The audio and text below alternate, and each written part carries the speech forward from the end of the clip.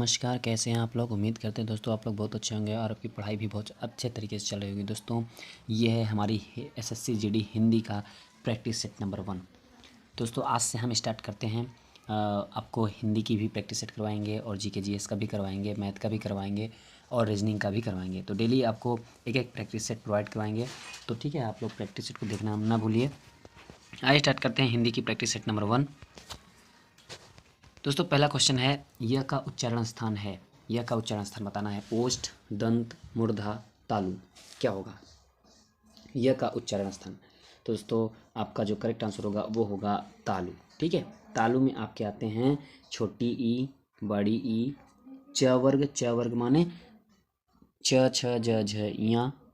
उसके बाद य और श, ये आते हैं आपके तालु में। ठीक है दोस्तों, ओष्ठ के बारे में जानते हैं। ओष्ठ में कौन कौन से आते हैं? ओष्ठ में आपका आता है ऊ माने छोटा ऊ, बड़ा ऊ। उसके अलावा प वर्ग आता है। ठीक है, प वर्ग माने प फ ब भ म। ठीक है, अब देखते हैं दंत के बारे में भी।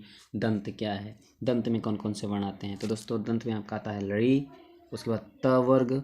ठीक है, लड़ी हो गया। त वर्ग माने त थ द ध न। उसके बाद आता है ल और स। ठीक है, ल और सादा स। फिर उसके बाद हम आते हैं मूर्धा की बात भी कर लेते हैं। मूर्धा में आता है री। ठीक है, री आता है। उसके बाद ट वर्ग आता है। ट वर्ग माने ट ठ ड ढ अण। उसके बाद आता है र और खटकोण वाला ख। ठीक है, इतने आते हैं मूर्धा में। तो दोस्तों आप लोग उच्चारण स्थान जरूर याद कर लीजिएगा, वेरी इंपॉर्टेंट है। ठीक है, अगला क्वेश्चन है निम्नलिखित में से अल्प प्राण वर्ण कौन से हैं? अल्प प्राण वर्ण कौन से हैं? अल्प प्राण वर्ण बताना है। अ आ क ग त ध फ भ। क्या होगा अल्प प्राण? तो दोस्तों आपका जो करेक्ट आंसर होगा वो होगा क और ग। ठीक है, क और ग। दोस्तों अल्प प्राण उसे कहते हैं जिसमें आपका प्रत्येक वर्ग का पहला हो, तीसरा हो, पांचवा। याद रखिएगा 135 ट्रिक। प्रत्येक वर्ग का पहला, तीसरा, पांचवा वर्ण। उसके अलावा अंतस्था वर्ण। अंतस्था वर्ण में कौन कौन से आते हैं? य र ल व आते हैं। ठीक है, तो अल्प प्राण में कौन कौन से वर्ण आते हैं? प्रत्येक वर्ग का पहला, तीसरा और पांचवा वर्ण। इसके अलावा अंतस्थ वर्ण आते हैं। ठीक है, और अंतस्थ वर्ण में य र ल व आते हैं। ठीक है, तो आप देखिए पहला, तीसरा, पांचवा। यहाँ अगर ऑप्शन देखेंगे तो ऑप्शन में क पहला हो गया, ग आपका तीसरा। तो पहला तीसरा में मैच खाया तो ये आपका अल्प प्राण हो गया। ठीक है, अगला क्वेश्चन है उर्वशी किसकी रचना है? दोस्तों थोड़ा सा हम आपको अल्प प्राण बताए हैं तो महाप्राण के बारे में भी बता देते हैं। उसके बाद हम अगले क्वेश्चन में चलते हैं। अब महाप्राण बता देते हैं आपको थोड़ा सा। महाप्राण क्या होता है? दोस्तों महाप्राण वो होता है जिसमें प्रत्येक वर्ग का दूसरा, चौथा, प्रत्येक वर्ग का दूसरा और चौथा वर्ण हो और उष्म वर्ण हो। उष्म वर्ण कहें तो स ख स ह। ठीक है, स ख स ह, ये उष्म वर्ण आते हैं और महाप्राण में प्रत्येक वर्ग का दूसरा और चौथा वर्ण आता है। ठीक है, ये हो गया महाप्राण। अब इसी के थोड़ा हम अघोष भी जान लेते हैं। अब इतना बता दिए तो अघोष सघोष भी जान लेते हैं। अघोष क्या होता है दोस्तों? अघोष वो होते हैं जिसमें प्रत्येक वर्ग का पहला, दूसरा वर्ण हो। उसके बाद फ स ख स होता है, वो होते हैं अघोष में आते हैं। ठीक है, और घोष भी जान लेते हैं। घोष कहें, घोष कहो या सघोष कहो, बात एक ही है, एक ही बात होता है। ठीक है, घोष कहो या सघोष कहो। तो घोष में क्या आते हैं? प्रत्येक वर्ग का तीसरा, चौथा, पांचवा। माने आप ये याद रखिएगा 345 माने प्रत्येक वर्ग का तीसरा, चौथा, पांचवा वर्ण। उसके अलावा सभी स्वर, जितने भी स्वर हैं यानी 11 स्वर। उसके बाद ड ड़ ढ य र ल व ज। ठीक है, ये हमारे घोष में या सघोष में आते हैं। ठीक है, आइए अगला क्वेश्चन अब देखते हैं। Question number 3। क्वेश्चन नंबर 3 क्या कहता है? उर्वशी किसकी रचना है? उर्वशी किसकी रचना है ये बताना है। दोस्तों उर्वशी किसकी रचना है? सुमित्रानंद पंत की, रामधारी सिंह दिनकर, अज्ञेय, महादेवी वर्मा। किसकी है? तो दोस्तों जो उर्वशी है वो रामधारी सिंह दिनकर की कृति है। किसकी है? रामधारी सिंह दिनकर।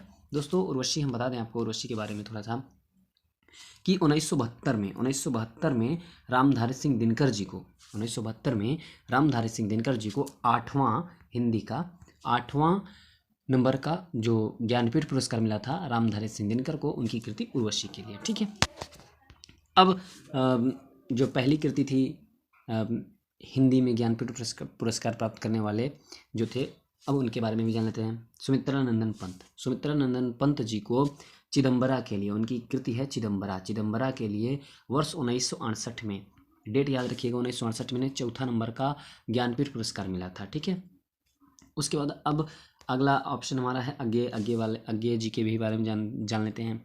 अज्ञेय जी का पूरा नाम सच्चिदानंद हीरानंद वात्स्यायन अज्ञेय है। ठीक है, इनकी जो कृति है जिसके लिए इन्हें ज्ञानपीठ पुरस्कार मिला था, वो कृति है कितनी नावों में कितनी बार। ठीक है, कितनी नावों में कितनी बार, ये है अज्ञेय जी की कृति है। और इसी कृति के लिए इन्हें 1978 में, डेट याद रखिएगा, 1978 में इन्हें माने 14वां नंबर का ये पुरस्कार था। कितनी नावों में कितनी बार, इन्हें 1978 में अज्ञेय जी को मिला था, वो भी ज्ञानपीठ पुरस्कार। ठीक है दोस्तों, महादेवी वर्मा के बारे में भी जान लेते हैं, इनको भी ज्ञानपीठ पुरस्कार मिला था। तो कौन सी कृति में मिला था दोस्तों, इन्हें 1982 में मिला था महादेवी वर्मा जी को। इनकी कृति थी यामा, इनकी कौन सी कृति थी, यामा, जो कि 18वां नंबर का ज्ञानपीठ पुरस्कार मिला था इनको। ठीक है, यामा कृति के लिए 1982 में महादेवी वर्मा जी को ज्ञानपीठ पुरस्कार से नवाजा गया था। ठीक है, अगला क्वेश्चन देखते हैं, कृष्णा सोबती की कौन सी कृति है, बताना है कृष्णा सोबती जी की कौन सी कृति है। राग दरबारी, मिट्टी की बारात, तमस और जिंदगी नामा, बताइए। तो कृष्णा सोबती दोस्तों जो आपका करेक्ट आंसर होगा वो होगा जिंदगी नामा। जिंदगी नामा आपका करेक्ट आंसर होगा, ये है कृष्णा सोबती जी की कृति है। दोस्तों इन्हें 1980 में, जिंदगी नामा ये है कृष्णा सोबती की, इन्हें 1980 में साहित्य अकादमी पुरस्कार से सम्मानित किया गया था। डेट याद रखिएगा। और जिंदगी नामा इनकी क्या है, एक उपन्यास है, और इसी उपन्यास के लिए कृष्णा सोबती जी को 1980 में साहित्य अकादमी पुरस्कार से सम्मानित किया गया था। अब अगले हम देखते हैं राग दरबारी जी। राग दरबारी किसकी कृति है दोस्तों, राग दरबारी जो है एक उपन्यास है, ये है श्रीलाल शुक्ल की, किसकी है, श्रीलाल शुक्ल की है। और इन्हें श्रीलाल शुक्ल जी को 1969 में, डेट याद रखिएगा, 1969 में साहित्य अकादमी पुरस्कार से सम्मानित किया गया था। ठीक है, उसके बाद अगली कृति है मिट्टी की बारात, इसके बारे में भी जानते हैं। मिट्टी की बारात दोस्तों शिव मंगल सिंह सुमन, कौन, शिव मंगल सिंह सुमन जी की कृति है। ये है एक काव्य, मिट्टी की बारात क्या है, एक काव्य है। और इसी काव्य के लिए माने मिट्टी की बारात काव्य के लिए शिव मंगल सिंह सुमन को 1974 में, डेट जरूर याद रखिएगा, 1974 में साहित्य अकादमी पुरस्कार से सम्मानित किया गया था। तो जब सारे देख लिए तो तमस के बारे में भी देख लेते हैं, तमस के बारे में भी देख लेते हैं। तमस क्या है दोस्तों, तमस एक उपन्यास है। ठीक है, क्या है, तमस एक उपन्यास है। और ये किसकी है, किसकी कृति है, ये दोस्तों भीष्म साहिनी की है। किसकी है, भीष्म साहिनी जी की है। ठीक है, तमस भीष्म साहिनी जी की। और दोस्तों इन्हें डेट बता दें, डेट है 1975 में, 1975 में इन्हें साहित्य अकादमी पुरस्कार से सम्मानित किया गया था। इनकी जो कृति तमस है, जो कि एक उपन्यास है, इसी तमस उपन्यास के लिए भीष्म साहिनी जी को 1975 में साहित्य अकादमी पुरस्कार से सम्मानित किया गया था। ठीक है दोस्तों, अगला क्वेश्चन देखते हैं, सुशिक्षित में उपसर्ग है, सुशिक्षित में उपसर्ग बताना है कौन सा होगा। पर, सु, उ, सी। दोस्तों उपसर्ग किसे कहते हैं, वे शब्दांश जो किसी शब्द के प्रारंभ में लगकर उनके अर्थ में विशेषता ला देते हैं दोस्तों, तो उन्हें हम उपसर्ग कहते हैं। कोई भी शब्दांश होता है, ये कोई भी शब्द के प्रारंभ में लग करके उसके अर्थ में विशेषता ला देते हैं, तो क्या होता है, उपसर्ग होता है। ठीक है, अब बताइए उपसर्ग सुशिक्षित में कौन सा उपसर्ग है। पर है, सु, उ, सी, क्या होगा। तो दोस्तों आपका जो करेक्ट आंसर होगा वो होगा सु उपसर्ग है। ठीक है, अगला क्वेश्चन है आगमन। आगमन में उपसर्ग है, बताना है आगमन में कैसा उपसर्ग है। आगमन कौन सा है। तो दोस्तों आगमन में आ उपसर्ग है, कैसा है, आ उपसर्ग है। ठीक है, अगला क्वेश्चन देखते हैं, अलमारी कौन सी भाषा का शब्द है। अलमारी जो है वो कौन सी भाषा का शब्द है, फारसी, पुर्तगाली, अरबी, संस्कृत। तो आपका जो करेक्ट आंसर होगा वो होगा पुर्तगाली। ठीक है, अलमारी जो है हमारी पुर्तगाली भाषा का शब्द है। ठीक है, थोड़ा सा हम देखते हैं कि फारसी भाषा में हमारे कौन कौन से शब्द आते हैं। कुछ भाषाओं कुछ बता देंगे, कुछ शब्द जो फारसी में बोले जाते हैं, जैसे कि आदमी, उम्मीदवार, कमर, खर्च, ये सब जितने हैं फारसी भाषा में आते हैं, फारसी भाषा के शब्द हैं। ठीक है, पुर्तगाली में अलमारी आ गया। अरबी भाषा के बारे में भी थोड़ा सा देख लेते हैं, अरबी में क्या आते हैं, जैसे कि अदालत हो गया, इम्तिहान हुआ, तारीख हुआ, औरत हुआ, इलाज हुआ, अमीर हुआ, ये सब क्या है, अरबी भाषा के शब्द हैं। अगर आदमी पूछे तो आपको फारसी बताना है, औरत पूछे तो आपको अरबी बताना है। ठीक है, बाकी संस्कृत के आप जानते ही हैं। अगला क्वेश्चन देखते हैं दोस्तों, बहाव शब्द में प्रयुक्त प्रत्यय कौन सा है? प्रत्यय बताना है दोस्तों। प्रत्यय क्या होते हैं? वे शब्दांश जो किसी शब्द के अंत में लगकर उनके अर्थ में विशेषता ला देते हैं, उन्हें क्या कहते हैं? हम प्रत्यय कहते हैं। ठीक है, तो बहाव में आपको प्रत्यय बताना है, कौन सा प्रत्यय होगा।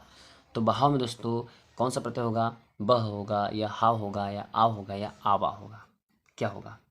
तो दोस्तों बहाव में आव प्रत्यय होगा। आपका करेक्ट आंसर आव होगा। ठीक है, अगला क्वेश्चन है, औपचारिक शब्द में प्रत्यय लगा है। औपचारिक शब्द में प्रत्यय लगा है, अ, क, इक, क्या होगा? औपचारिक शब्द में आपको प्रत्यय बताना है। तो दोस्तों आपका जो करेक्ट आंसर होगा वो होगा इक प्रत्यय। समझ गए? इक प्रत्यय होगा औपचारिक शब्द में। अगला क्वेश्चन है, निम्नलिखित वाक्य में अशुद्ध वाक्य को पहचानना है। इसमें शुद्ध वाक्य लिखे हुए हैं और एक अशुद्ध लिखा हुआ है। उसी अशुद्ध को आपको पहचानना है कि इसमें चारों में से कौन एक अशुद्ध वाक्य है। पहला वाक्य है, श्रीमती गांधी भारत की प्रधानमंत्री थी। मेरे ऊपर कृपा करें, मेरे घर के सामने पाठशाला है, वहां भारी भीड़ थी। क्या होगा? बताइए। तो दोस्तों आपका जो करेक्ट आंसर होगा, मेरे ऊपर कृपा करें। ये वाक्य जो है, ये वाक्य आपका क्या है? अशुद्ध वाक्य है। तो इसका शुद्ध वाक्य क्या होगा? दोस्तों इसका जो शुद्ध होगा, मुझ पर कृपा करें, ये होना चाहिए। ठीक है, बाकी श्रीमती गांधी भारत की प्रधानमंत्री थी, बिल्कुल करेक्ट वाक्य है। मेरे घर के सामने पाठशाला है, बिल्कुल करेक्ट वाक्य है। और वहाँ भारी भीड़ थी, ये भी बिल्कुल करेक्ट वाक्य है। ठीक है, अगला क्वेश्चन देखते हैं, मालूम होता कि आज वर्षा होगी, प्रयुक्त उपवाक्य में वाक्य का कौन सा भेद है? मालूम होता कि आज वर्षा होगी, प्रयुक्त उपवाक्य में कौन सा वाक्य का कौन सा भेद है? संयुक्त वाक्य है, मिश्रित वाक्य है, साधारण वाक्य है, इनमें से कोई नहीं। क्या होगा? तो दोस्तों आपका जो करेक्ट आंसर होगा वो होगा मिश्रित वाक्य। क्या होगा? मिश्रित वाक्य होगा। अब दोस्तों मिश्रित वाक्य पहचानने का तरीका है कि आपको कहीं की मिल जाए या एक पहला वाक्य दूसरे वाक्य पे आश्रित हो, तो वहाँ पे क्या होगा? मिश्रित वाक्य होगा। बाकी संयुक्त वाक्य के बारे में जान लेते हैं, साधारण वाक्य के बारे में भी जानते हैं। संयुक्त वाक्य में क्या, कैसे आप पहचानेंगे संयुक्त वाक्य को? कहीं पर भी आपको पर मिल जाए, किंतु मिल जाए, और मिल जाए, या मिल जाए, इसलिए ये सब शब्द अगर मिल जाते हैं तो वहाँ पे संयुक्त वाक्य होगा।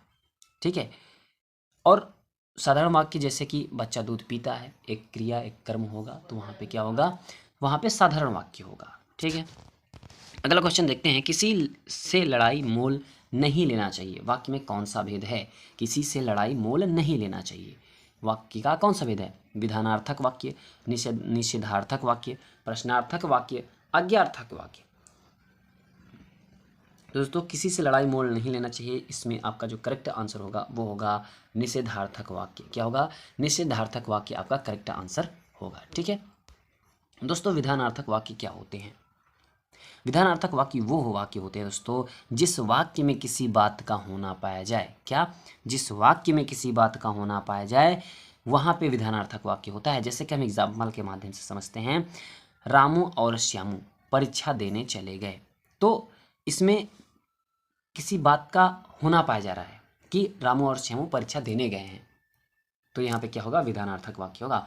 निषेधार्थक वाक्य जहाँ पे क्या होता है दोस्तों, जिस वाक्य में किसी बात के न होने का बोध होता है वहाँ पे निषेधार्थक वाक्य होता है। जैसे कि इस वाक्य में आप देखेंगे, किसी से लड़ाई मोल नहीं लेना चाहिए, तो नहीं शब्द आ गया यहाँ पे, निषेधार्थक वाक्य होगा। ठीक है, प्रश्नार्थक वाक्य क्या होता है इसके बारे में भी थोड़ा सा जानते हैं दोस्तों। जिस वाक्य से प्रश्नात्मक भाव प्रकट हो, क्या? जिस वाक्य से प्रश्नात्मक भाव प्रकट हो वहाँ प्रश्नार्थक वाक्य होता है।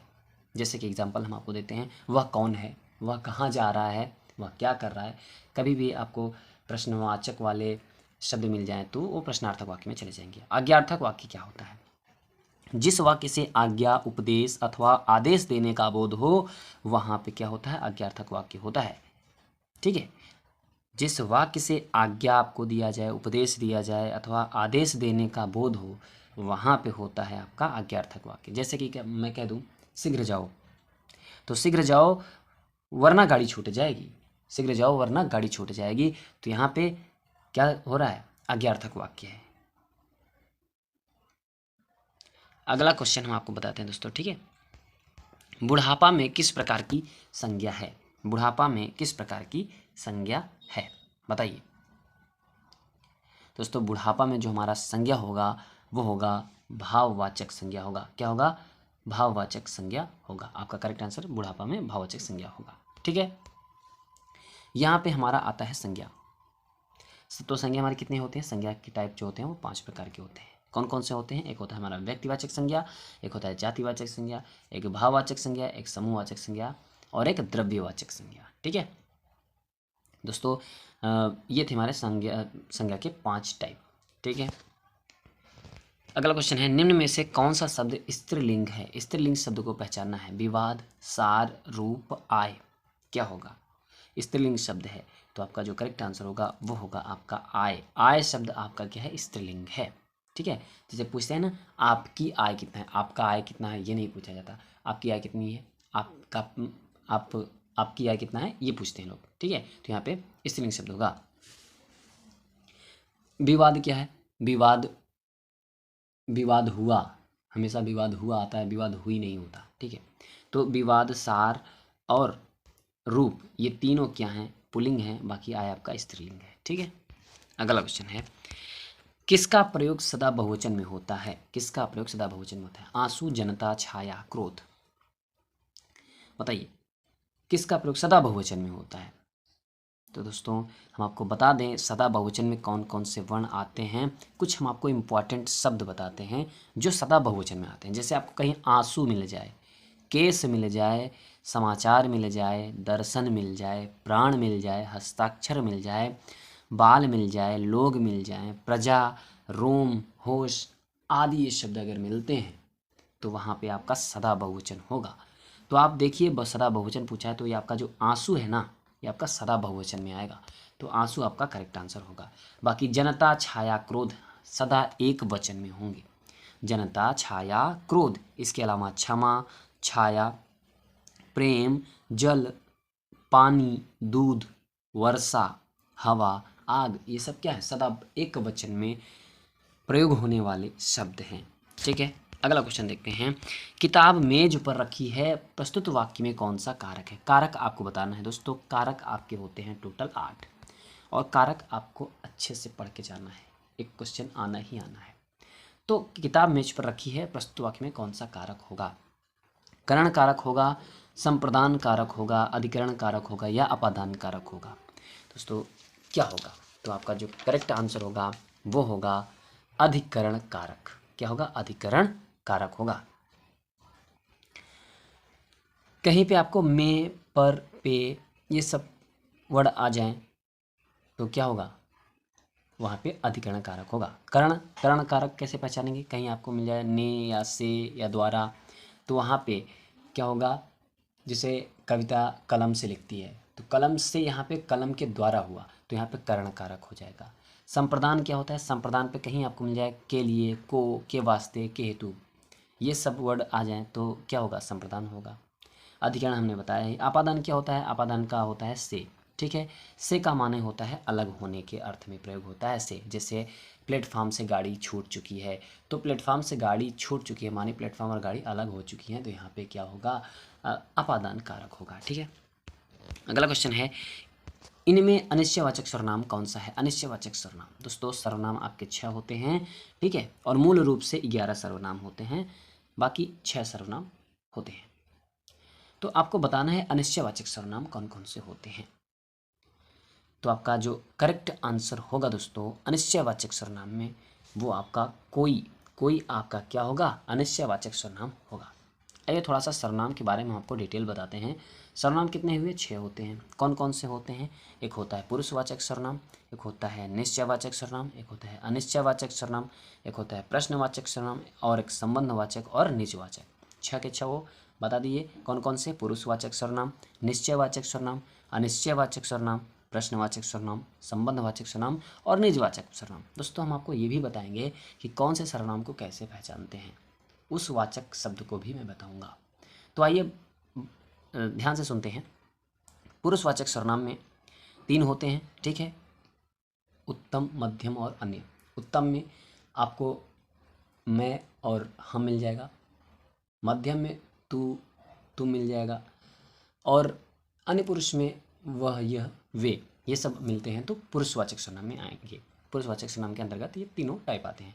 उसके बाद सर्वनाम की जो पहला भेद है ये पुरुषवाचक सर्वनाम। दूसरा का भेद है निश्चयवाचक सर्वनाम।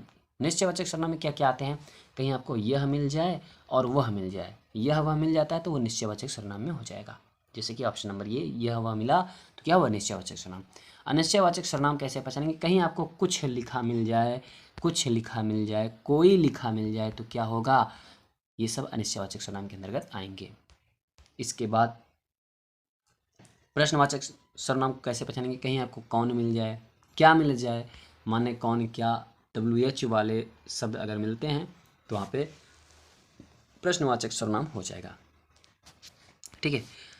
और उसके बाद संबंधवाचक सर्वनाम कैसे पहचानेंगे, संबंधवाचक सर्वनाम कहीं आपको जो मिल जाए और सो मिल जाए तो आप समझिए वहाँ पे संबंधवाचक सर्वनाम होगा। और निजवाचक सर्वनाम पहचानने का जो तरीका है, कहीं आपको आप मिल जाए, स्वयं मिल जाए, खुद मिल जाए तो वहाँ पे निजवाचक सर्वनाम होगा। ठीक है। आइए अगला क्वेश्चन देखते हैं। शीला अपने कपड़े स्वयं धोती है, रेखांकित शब्द का सर्वनाम शब्द का उचित भेद है। स्वयं आपको बताना है कि कैसा सर्वनाम है, पुरुषवाचक सर्वनाम है, निजवाचक सर्वनाम है, निश्चयवाचक सर्वनाम है या इनमें से कोई नहीं है। तो आपका जो करेक्ट आंसर होगा, अभी हमने आपको इसके पहले बताया कि स्वयं मिल जाए, आप मिल जाए, खुद मिल जाए तो ये हमेशा किस में जाएंगे, निजवाचक सर्वनाम में जाएंगे। तो आपका जो करेक्ट आंसर होगा वो होगा निजवाचक सर्वनाम। ठीक है। अगला क्वेश्चन देखते हैं। यह गाय अधिक दूध देती है, उक्त वाक्य में अधिक विशेषण किसकी विशेषता बता रहा है। यह गाय अधिक दूध देती है, उक्त वाक्य में अधिक विशेषण किसकी विशेषता बता रहा है, अधिक अधिक किसकी विशेषता बता रहा है, गाय की, दूध की, देने की या किसी की नहीं, किसकी विशेषता बता रहा है। तो आपका जो करेक्ट आंसर होगा दोस्तों, अधिक जो है वो दूध की विशेषता बता रहा है कि कितना दूध दे रही है, दूध की विशेषता बता रहा है। ठीक है। अगला क्वेश्चन है, मोहन एक अच्छा विद्यार्थी है, वाक्य में विशेष्य है। मोहन एक अच्छा विद्यार्थी, वाक्य में विशेष पहचानना है, मोहन एक अच्छा विद्यार्थी, कौन सा ऑप्शन सही होगा। तो आपका जो करेक्ट आंसर है वो होगा विद्यार्थी। ठीक है। विद्यार्थी आपका करेक्ट आंसर होगा। इसमें विद्यार्थी की विशेषता, विद्यार्थी एक विशेष्य है, जिसकी विशेषता बताई जाती है वही विशेष्य होता है। तो किसकी विशेषता, विद्यार्थी की विशेषता बताई जा रही है कि विद्यार्थी अच्छा है। ठीक है। और दोस्तों विशेषण वो होते हैं जिसकी विशेषता बताई जाती है, संज्ञा सर्वनाम शब्द की विशेषता जहाँ बताई जाती है वहाँ पे क्या होता है, विशेषण होता है। ठीक है। अगला क्वेश्चन है, सकर्मक क्रिया का उदाहरण। दोस्तों वैसे तो आपके SSC JD में पूछे जाते हैं 20 क्वेश्चन, लेकिन हमने आपको 1-2 क्वेश्चन एडवांस बता रहे हैं, तो क्या दिक्कत है 1-2 क्वेश्चन ज़्यादा पढ़ लेने में। तो आइए थोड़ा सा देख लेते हैं। सकर्मक क्रिया का उदाहरण है, सकर्मक, इसकी इसी बहाने 1-2 क्वेश्चन के बारे में और नॉलेज हो जाएगा। तो सकर्मक क्रिया क्या होता है दोस्तों, जहाँ पे कर्म की प्रधानता हो वहाँ पे सकर्मक होता है, और जहाँ पे कर्म की प्रधानता नहीं होता है वहाँ पे अकर्मक क्रिया होती है। जैसे बच्चा बीमार है, ऑप्शन में आते हैं। और सकर्मक क्रिया बचाने का तरीका ये है कि आपको कहीं भी क्रिया में आपको क्या या किसको का प्रश्न लगाने से उत्तर मिल जाए तो वहाँ पे सकर्मक क्रिया होगा, अगर उत्तर नहीं मिलता है तो वहाँ पे अकर्मक क्रिया होगा। जैसे कि बच्चा बीमार है, क्या बीमार है, उत्तर नहीं मिला। शीला बेईमान है, क्या बेईमान है, उत्तर नहीं मिल रहा है। वह ईमानदार लगा, क्या ईमानदार क्या लगा, ईमानदार। शीला गाना गा रही है, क्या गा रही है, तो इसमें निकल के आ रहा है गाना, गाना गा रही है। तो आपका जो सकर्मक क्रिया का उदाहरण होगा शीला गाना गा रही है, आपका करेक्ट आंसर होगा। ठीक है। तो दोस्तों ये थे हमारे 20 क्वेश्चन, जिसमें क्वेश्चन हमने आपको प्लस में ही बताया है। ये 20 क्वेश्चन आपके SSC GT में 20 क्वेश्चन पूछे जाएंगे हिंदी में। दोस्तों सारे सब्जेक्ट से आपको 20 क्वेश्चन पूछे जाएंगे, चाहे वो GK GS हो या फिर हिंदी हो या मैथ हो या रीजनिंग हो, हर सब्जेक्ट से 20-20 क्वेश्चन ही पूछे जाएंगे। आपको 60 मिनट का टाइम मिलेगा, तो आप 1 घंटे में आपको 80 क्वेश्चन अटेम्प्ट करना है। ठीक है। तो दोस्तों आप लोग कमेंट करके जरूर बताइए कि वीडियो कैसी लगी। अगर वीडियो पसंद आई हो तो आप लोग एक लाइक जरूर करिएगा और चैनल को सब्सक्राइब कर लीजिएगा।